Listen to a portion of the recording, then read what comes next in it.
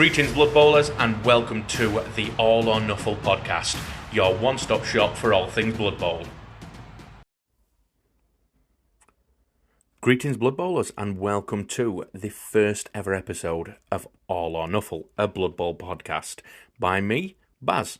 So, for this first episode, we could have kind of gone all in and, dove right in at the deep end, but I figured I'm going to have quite a casual first episode.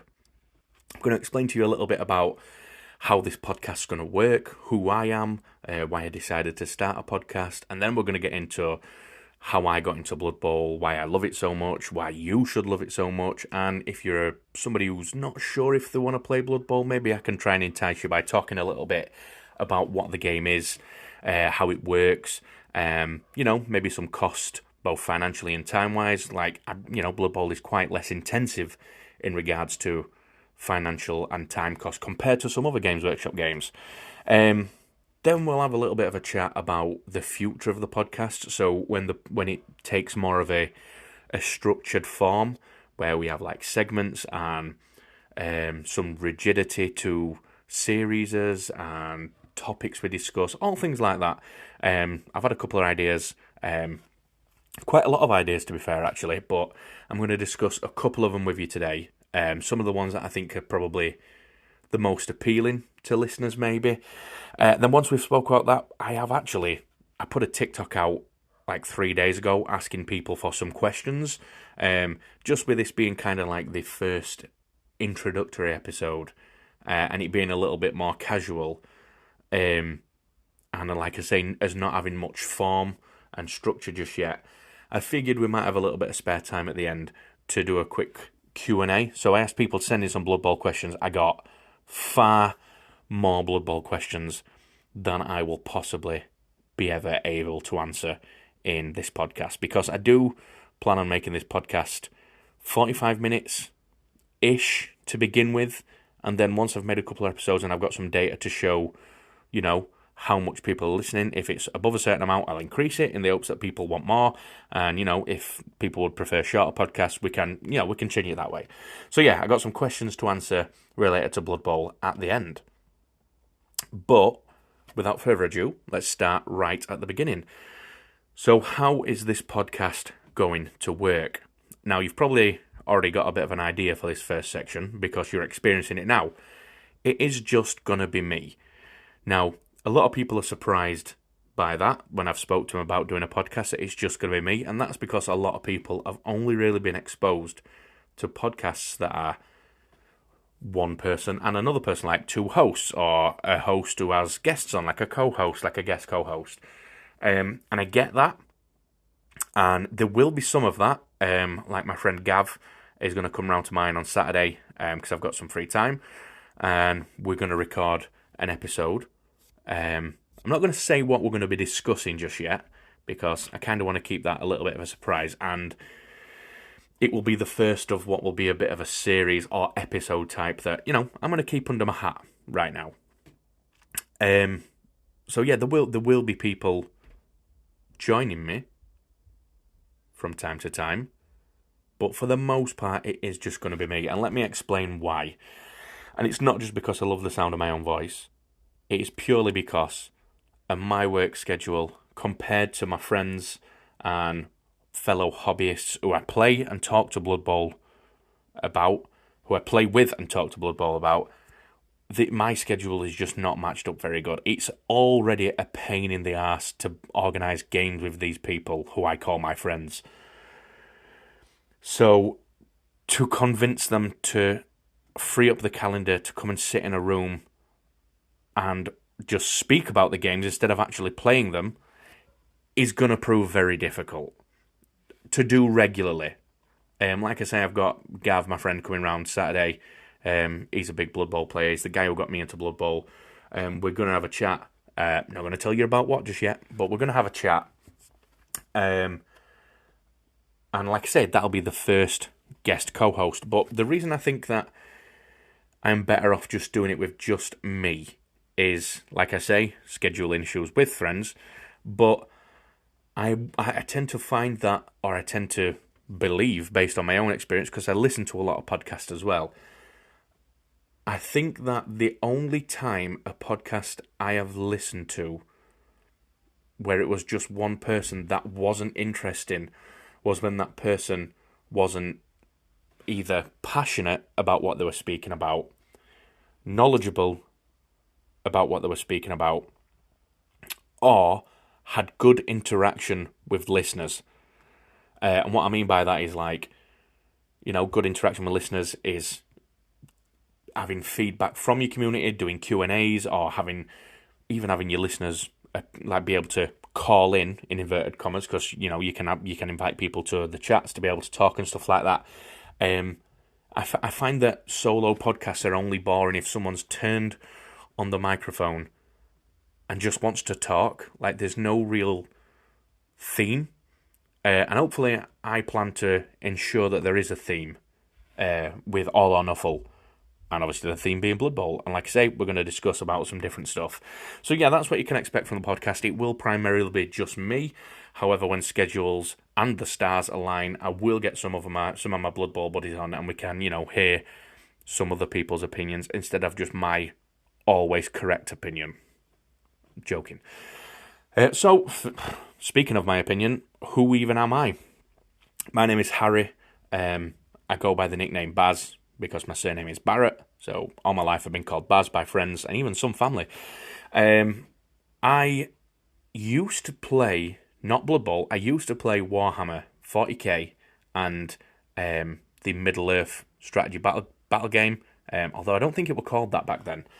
Way back when I was a teenager, from 2006 to 2008, all I played were Warhammer 40k, I played Ultramarines and Orcs, and I played Uruk-hai and Goblins in Lord of the Rings. And it came towards the end of high school, and I kind of, not lost interest, but just, other things took priority a little bit.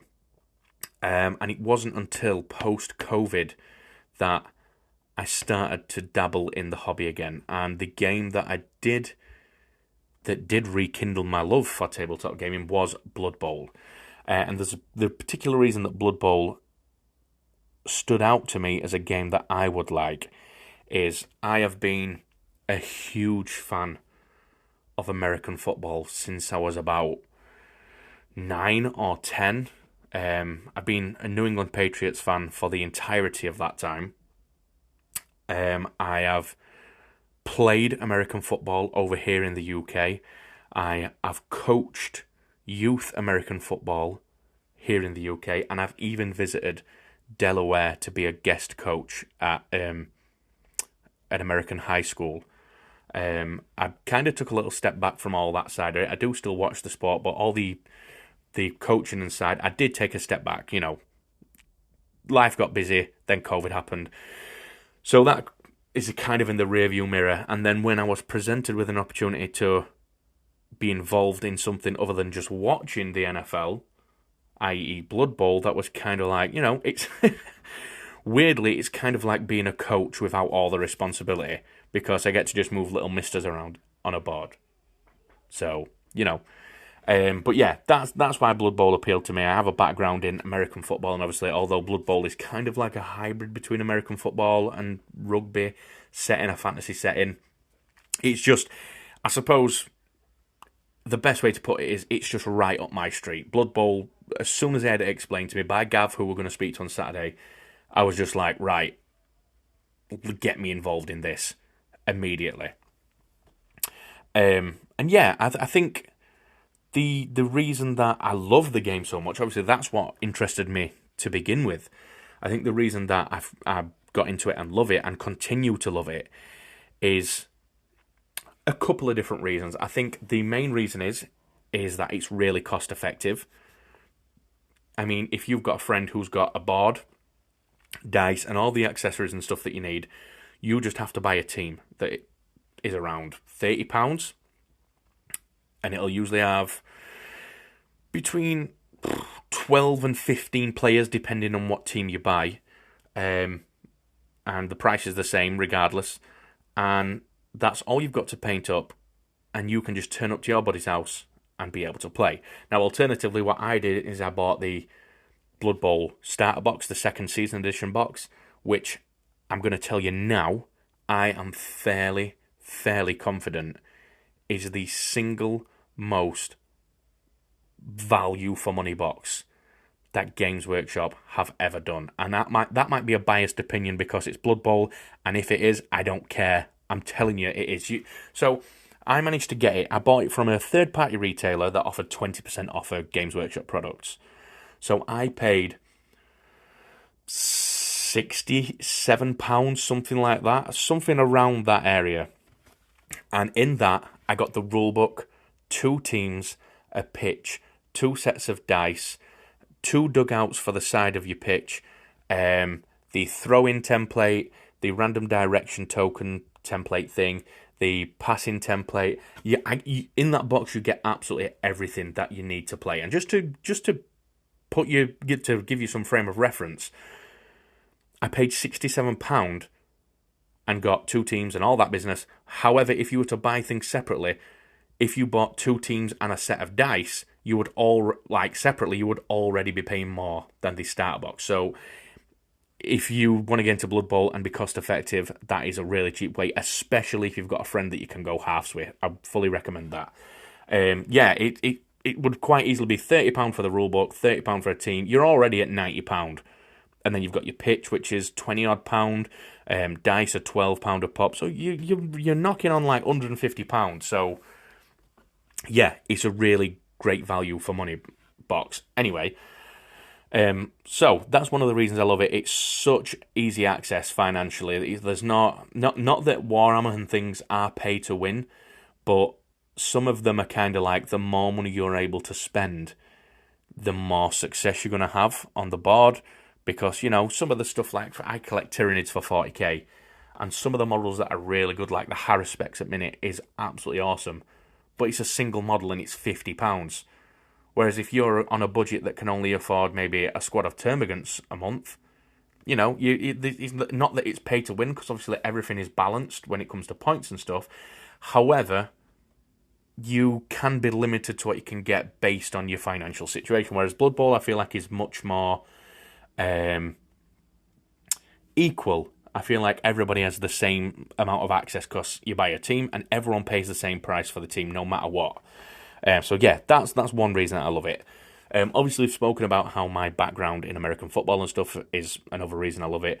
But I think the main reason is I love the chaos. It's so crazy. It just does not take itself serious at all. Like compared to Warhammer, whether it's Age of Sigmar, 40k, even old school fantasy, it does not take itself serious. I mean, for anybody out there that's listening that doesn't play Blood Bowl, a perfect example of just how unserious the game is. If you're playing as, let's just say, a Black Orc team that can take orcs, a troll, and a couple of goblins, your troll, can throw your goblins down the pitch. All the goblin has to do is move next to him, and then the troll can attempt to throw him. However, when he picks up the goblin, you must make a roll to see how hungry the troll is. If you roll a 1, he eats the goblin, and the player is dead. The goblin does get a chance to roll to see if they wriggle free. However, if that fails as well, he's dead. He's eating it. It's gone. Sorry. Nothing you can do about it. So that's just a perfect example of how not serious it takes itself. And then there is the aspect of it. I really like the competitive scene. I think it's really, really, really, it's a really nice community. I think 40k's community is probably one of the most toxic gaming experience I've ever had in my life. And I feel that Blood Bowl is super friendly. For anyone that doesn't know, last weekend was the Blood Bowl World Cup in Alicante in Spain, and I've seen some pictures and some videos, and everyone just looks unbelievably friendly. Like, there's people there who are getting beat 5-0, having a pint with their opponent after and things like that. It's perfect. It's honestly, for me, it's the best gaming community that I've ever experienced. And then finally, I think the thing I enjoy as well is I love the tactical aspect. I love the And I know you get this with 40k and other games, but I love the idea of your friend might say to you, do you fancy a game of Blood Bowl? Yep, fantastic. Who are you playing? They'll say, I'm playing so-and-so, and you'll say, well, I'm playing Dark Elves. And then you can go away and try and build the perfect roster to cancel out their team, and you can try and all crazy different formations and how you're going to line your team up to get this advantage, to prepare for this scenario. It really does, to a certain degree, feel like being a real football coach, like, drawing up plays and things like that. And that's something that, it really interests me, and it's something that I find really enjoyable. But don't let me fool you too much. This game can be a son of a bitch, and those dice can definitely roll cold sometimes. So yeah, that's why I love Blood Bowl. It's just such a fun game, and the community is fantastic. So real quickly, let me run through some of the teams I play and why. For some of you guys who are maybe already in the hobby or are veterans in Blood Bowl or whatever, let's talk about what teams I play. Now, I own around 14 teams, and some get played a hell of a lot more regular than others. I think my most played team that I've played the most games with is Wood Elves. They are 3-time season champions and 2-time tournament winners, and I just love them. The reason that I like Wood Elves, and a lot of people will hear me say Wood Elves that are experienced in Blood Bowl and roll their eyes like, oh, he's chosen a really, really good team. Like, they're kind of high up on the meta, and that's true, they are. But for me, the way I like to play Blood Bowl involves a lot of passing, and passing is something that Wood Elves are just so good at. And it's just so fun to be able to ping passes around with Wood Elves. And I agree, it is overpowered. They are really good, but that is just an aspect to the play the play style that I really, really like. And then the team I've played the second most games with are actually Necromantic Horror. And I think the reason I like Necromantic Horror is they've got a very limited passing game. I think the absolute best you get in a pass with those guys is maybe your goal runners who are passing on a 4+.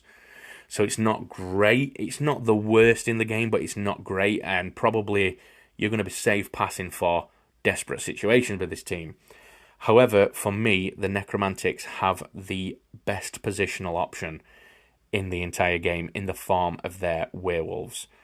The werewolves are just crazy. They have claws and frenzy, so when they block somebody, when they do an armor roll, they break armor on an 8+ automatically, regardless of your player's armor, thanks to the claws skill.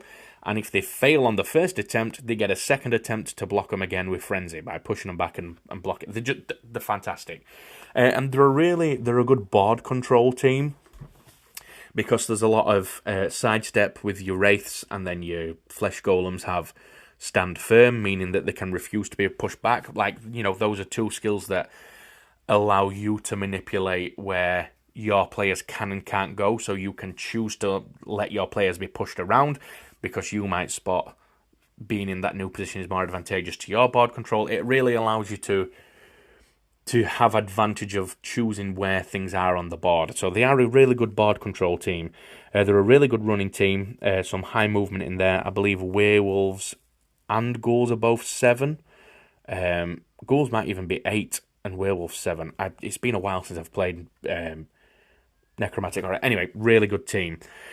Some of the teams that I struggle with in Blood Bowl, in fact, the only team I've played that I've come away thinking, wow, these guys are unplayable, is Dwarves. And that's going to surprise a lot of players out there who are veterans to Blood Bowl, because Dwarves are one of the most taken teams at tournaments. They absolutely annihilate, and maybe it's just they don't marry up with the way I play the game.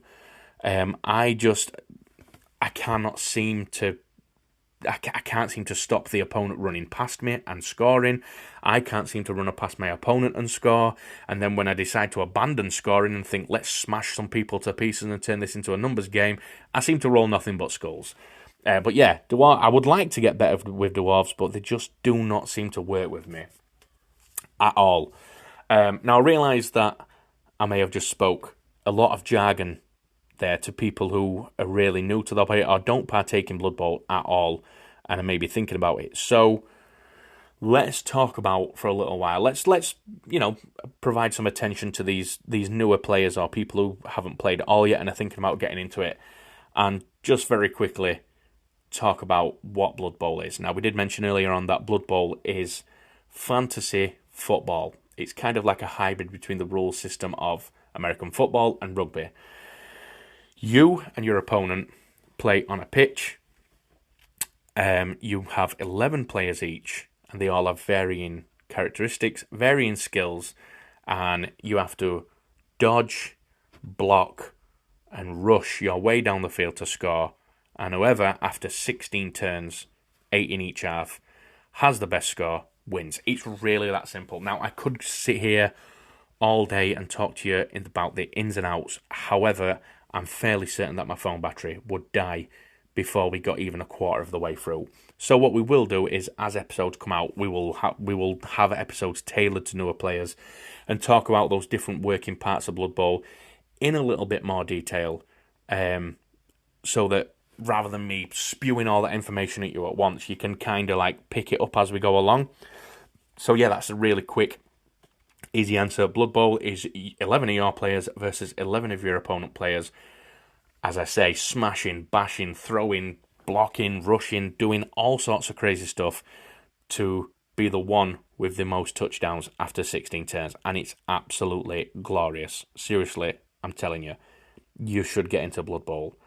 And a question that I see a lot when it comes to people who are in that position where I've seen Blood Bowl being played, or I've seen some videos on Blood Bowl, and I'm not sure if it's for me, or I don't know where to start. We did briefly go over it at the beginning, that the second season edition starter box, is absolutely fantastic. It's, if you get it third party retail, you can get it for under £70. If you're going to split it in half with a friend, go half, so you get a team each and share the stuff to play a game.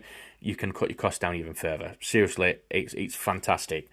So affordable. If you've got a buddy who already owns a load of stuff and he's trying to get you into it, then it's going to set you back £30 for a team, and I think it's £10 or £12 for a set of dice. Or, if your buddy already plays Blood Bowl, I'm sure he's got some dice he can lend you. So, like I said, we did mention that earlier. I just wanted to run back over it while we were talking about, newer players getting into the game and things like that. And on top of that question, a lot of new players seem to want to know, what sort of time investment am I looking at for Blood Bowl? Because let's face it, 40k, AOS, and all the bigger scale stuff, they do require quite the commitment of time. Like, you're talking a minimum of 3 hours for a 1,500 point game of 40k or something like that. This is not going to be an issue with you for Blood Bowl. Maybe when you first start out, it may be slow, and that's fine. That's absolutely fine. Who amongst us can honestly say that when they first started a game that they didn't... The first time I played Blood Bowl, it took me and my friend Todd an entire afternoon to play one half of a game. And now I'm in a position where me and Gav can play each other and we can do a full game in 90 minutes. Like, it's crazy. It will probably take you 3 or 4 hours to play your first game, or your first couple of games even. But then once you become more familiar with skills and you're not constantly looking back in the rulebook every time you look at your roster and say, oh, this player's got that skill, let me have a quick look what that means, you will get to a position where you can play a game in under 2 hours. You definitely. And then if you want to play Blood Bowl 7s, which if anybody's not aware what that is, that's Blood Bowl on a smaller pitch with only 7 players per team and only 6 turns per half, I can play a game of 7s in under an hour, 45 minutes even. So Blood Bowl is one of them games. It's really fast. It's really fast. If you've got an itch for gaming and you haven't got 3 and 4 hours to play 40k, but you can get out your Blood Bowl board, invite a friend round and spend 2 hours rolling some dice and get a game in and scratch that itch, perfect. It is perfect for that. So yeah, new players, I cannot urge you enough to just make the jump and get involved. Because it is worth it. And as I say, as we go through the podcast, we're going to do certain things tailored to newer players. Whether that could be top tips episode, or tips for new players, or even explaining the passing side, like the rules and the process for going through a pass, or the setup phase at the beginning of a kickoff, things like that. Like we'll try to, in some sort of chronological order, run you through a game, kind of like the Blood Bowl rulebook does a really good job of that. To be fair, it runs you through the rules, kind of like chronologically in a game. Like the very front section of the rulebook, once you get past all the lore and things like that, is here is the board. Here's how to set up a board, and then here's the pre-game sequence rolling for weather and stuff like that, and then it's like when you're setting up for the first drive, it's this, and then it's really chronological, and hopefully I can kind of do something similar that will be interesting to listen to in a podcast, because at the end of the day, the entire reason that I got involved with TikTok that has now led to creating a podcast is I wanted more people to be involved with Blood Bowl. It's a game that kind of lives in the shadows a little bit, as far as Games Workshop's concerned, which you wouldn't believe considering 2,600 people just turned up at the World Cup last weekend, but I promise you it is. We get very little focus on the Warhammer community website when it comes to posts and stuff like that.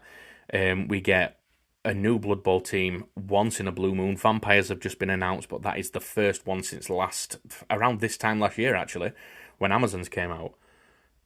We don't get a lot of focus, and it's a shame because, as I've just said to you previously, it's an absolutely fantastic game, and my mission, I suppose, I'm kind of on a pilgrimage to get to a position where I can just introduce new people to Blood Bowl, and the more people I get to give it a try, the better. If you give it a try based on something I've said or told you, and you don't like it, that's fine. At least you gave it a try. But the goal is to get as many people playing Blood Bowl as humanly possible, because it's one of those things that Blood Bowl is a really tough game to get people to try for some reason.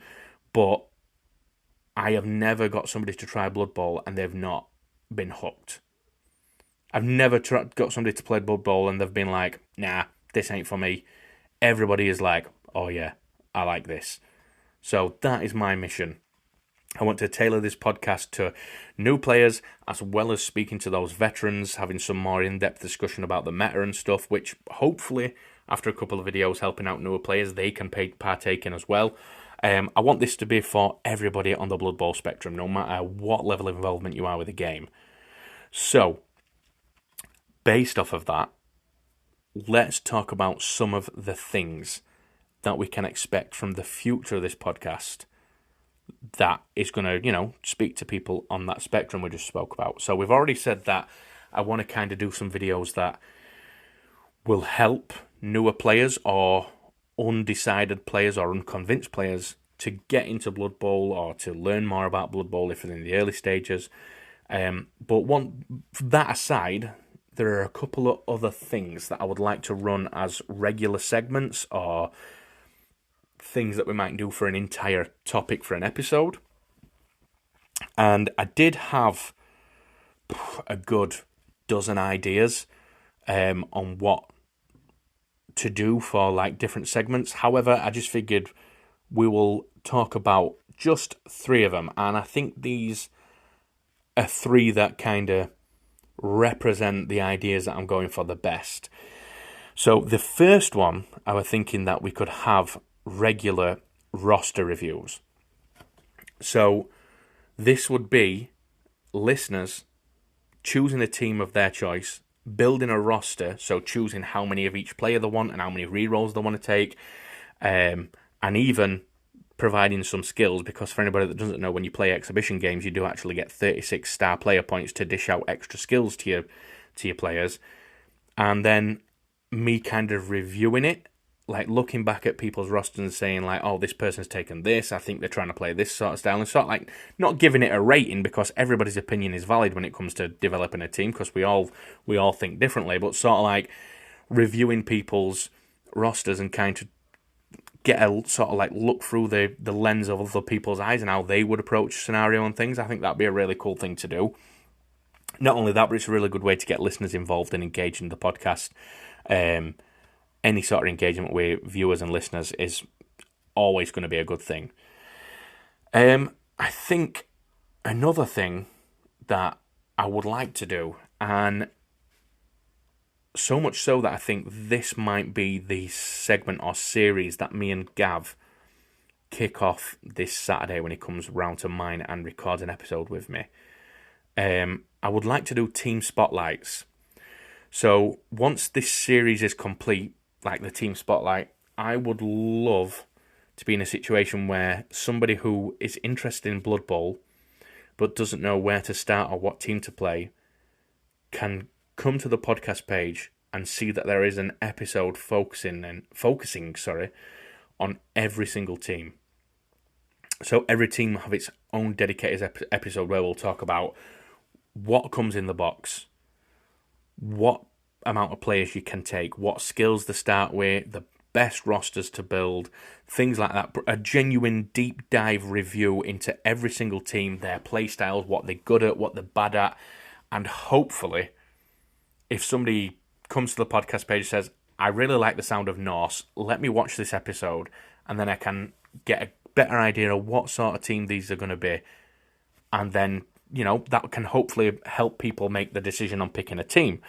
It certainly makes that early stages of not knowing where to start a little bit easier if someone can sort of give you all the information that you need on every team and then let you come to your own decision rather than somebody saying, oh, play this team because I play it. So yeah, that's something that I'm going to start this Saturday, and the team that we're going to start with is the team that I hate the most. And the reason we're starting with that is because Gav has played the most games with this team, and it's going to be Skaven.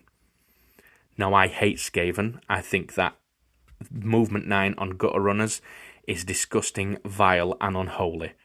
And this, yes, is purely because I've had my fingers burnt by Gav's Gutter Runners far too many times. So now I hate them. But I'm going to give every team a fair shot. We're going to give it the same unbiased review. We're going to talk about what they're fantastic at, what they're not very good at, what sort of builds you can take, and maybe even talk about the development, what sort of skills to give them if you're playing in like a league or things like that.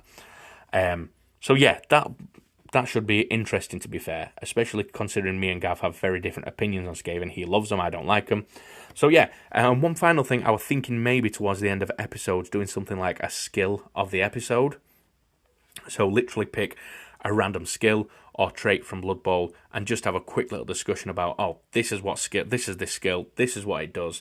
Here's what sort of players you might want to give it to. Here's what players to avoid giving it to. Things like that. Just a fun little segment at the end of an episode. Maybe even put it on like a wheel, like one of the virtual wheels, so that it's picked totally at random. So yeah, I think that's probably going to be a cool little gimmicky idea. And as I said, these ideas that I've mentioned for things coming up in the future, these are not the only ideas that I've had. I've got an entire Google Docs document on, in fact, opened on another tab on my laptop right now, just full of ideas, around 15 ideas, something around that ballpark. So there is plenty to go at. So hopefully we're going to churn out some fantastic content on this podcast. So yeah, I've talked about pretty much everything that I did want to talk about this episode. We've spoken about what this podcast is, who I am, why I love Blood Bowl, a little brief introduction to what Blood Bowl is for newer players, and then we've talked about the future of this podcast and what sort of things you can expect. So, without further ado, let's move on to the questions from the Q&A. Like, I put out a TikTok a couple of days ago, like I said, and I got so much of a response, which is great. However, I had to whittle it down to how many questions have I got here? 1, 2, 3, 4, 5, 6, 7, 8. We've got 8 questions out of about, I think I got like 30 suggestions for questions. So, let's start. And I'm going to go with, oh, by the way, when I'm reading these questions out, I haven't put who sent the question in because a lot of people sent really big lists of questions in and multiple people asked the same one. So, if you hear me read out a question that you asked, it is you and maybe 1 or 2 other people who asked that question. So the answer goes out to not only everybody listening, but you people who suggested it specifically. So the first one we've got is, what do the different Blood Bowl tiers mean for teams? So Blood Bowl tiers, for anybody that doesn't know, the teams in Blood Bowl are split into 3 tiers: tier 1, 2, and 3. And to put it simply, this is essentially the meta ranking of these teams. So you've got your really well-performing teams up in tier 1, your Wood Elves, your Amazons, the Dwarves, I believe, are in tier 1. And then you drop down to tier 2, and you've got your teams who are exactly that, mid-tier. They're not particularly amazing at anything, like any one specific play style, but they can have a good go at pretty much everything. Tier 2 is probably a really good starting point for new players, to be fair, because they're not playing a team that's super overpowered, that's super badass from the get-go, but they're not playing one that's like actively harder to play. It's a really good starting point. And then, as I say, you move down to tier 3, and you have got the teams where you are actively choosing to start at a disadvantage. So you've got your ogres, your halflings, your snotlings, and I think those are literally the only 3 in there, actually. I think. I might have missed one, but I think that's it. So yeah, the tier system literally indicates how good or bad the team you're playing is. And the reason that there is a tier system, or the main way the tier system gets used, is if you're playing in a league structure, and for example, let's say you're playing with 10 players in your league, and 3 of your players choose tier 1, 4 of your players choose tier 2, and then you've got 3 players choosing tier 3. A lot of the time, you will issue out handicaps to people based on what tier they pick. So at the beginning of the season, you might say, right, people who have picked tier 1 teams only get to dish out 2 extra skills, whereas people who have picked teams in tier 2 can dish out 5 extra skills. And then people who have picked in tier 3 can dish out 8 extra skills and automatically start with a star player. Like, you know, it's used to determine how much of a handicap you should give people to make sure everyone is playing on the same level. And there's no strict rule to that, how you can handicap. You can totally house rule that. There is some in the Blood Bowl's matched play guide that Games Workshop brought out. There are some recommendations for that, but that is something that you can totally choose to do whatever way you want. If you're the commissioner of a league, you can do with that whatever way you want, as long as the players are, think it's fair and they're happy with it. There's no set structure for that. So yeah, Blood Bowl tiers are used they kind of show you where your team's sitting in the meta, and they're used for determining how good of a handicap teams should get at the beginning of a season to make everyone on a level playing field. So let's move on to the next question. If I could create any team for Blood Bowl that does not already have a team in existence, what would I pick? Now, this is an interesting one, and I've been saying that this should be happening for a long time. So right now, currently in Blood Bowl, we have got 2 Chaos teams. We've got Chaos Chosen, which are very much the general Chaos, and then we have Nurgle. I think that we should get all the other Chaos gods. I'm talking... I've just lied to you. We've got Khorne as well. We've got the general Chaos team, Nurgle and Khorne. I think we need to see Slaanesh and Tzeentch. And out of those 2, I'm going to pick Tzeentch. And the reason I'm picking Tzeentch is because I actually wrote up a rule system for a Tzeentch team to potentially try and play test in house rules one time. It was super crazy. You could take things like pink horrors, and when you knocked them unconscious and removed it on pitch, you got 2 smaller pink horrors, like it had split into 2 smaller ones. It was crazy. A really, really crazy rule system, probably poorly balanced, but I just think that if that could be brought into a team and it could be balanced perfectly, it would be so, so interesting. So yeah, my answer to that one is I would love to see a Chaos God Tzeentch team. Next question is, what is the easiest team to paint? Like I say, I only have 18 of the teams. 14, sorry. And for me, the easiest to paint...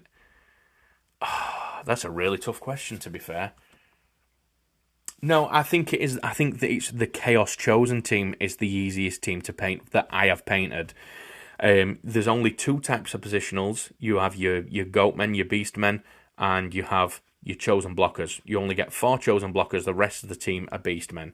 So your 4 chosen blockers are all stood in a stance that's very wide-legged, and their hands are forward. There's not much intricacy. It's kind of paint the skin, paint the straps, paint the armor, done.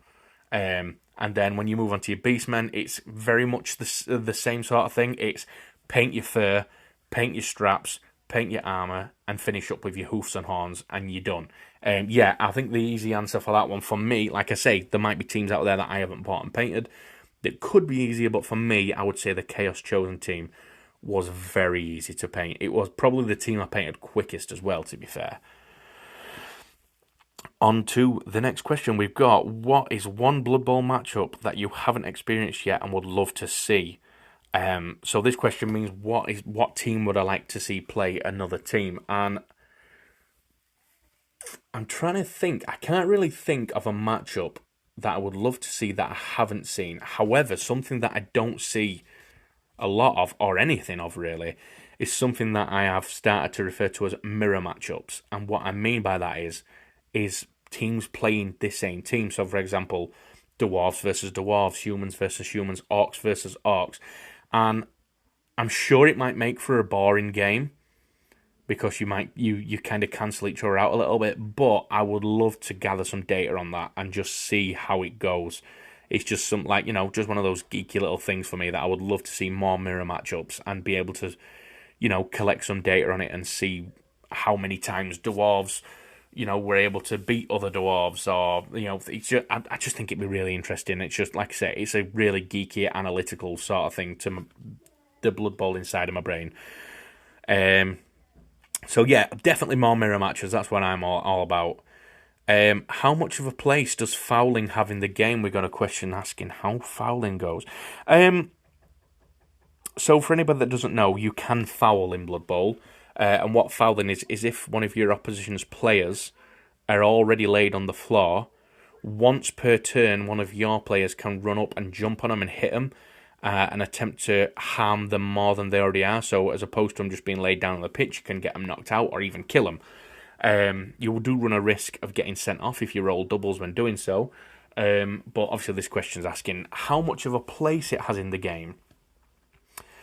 Now, this is a very individual question because this totally depends on, one, the type of person you are, or the type of player you are, and the type of people that you are playing. For me, I don't foul very much. In fact, I think that I've probably fouled. I can probably count the amount of times that I've fouled in the last year on 2 hands. It's not that I'm above it, or I think it's a shitty tactic or anything. It is purely just because a lot of the time I forget, or I do not want to lose one of my players by having them sent off for fouling if they roll a double. For me, keeping numbers on the board and having as many people there to control the space as possible will always value that above the risk of taking one of their players out. And don't get me wrong, I have fouled in the past and it has worked, where you foul somebody's player and it gets them off the board completely and your guy stays there. But it is, end of the day, this does all come down to dice. There is always a chance that it could go wrong. So I kind of think that I'm the kind of player that just avoids it. And fortunately, a lot of the people I play kind of have the same mindsets. But you could play against people who do nothing but foul, and that can depend on the type of team you play as well. Like goblins get a lot of help with fouling and stuff, like sneaky git skills and stuff like that. But yeah, it definitely has a place in the game, and it's definitely a tactic you can use and should make use of if you're brave enough, but I'm not, so I don't see it a great deal. Next question we got is the Blood Bowl video game the same as the board game?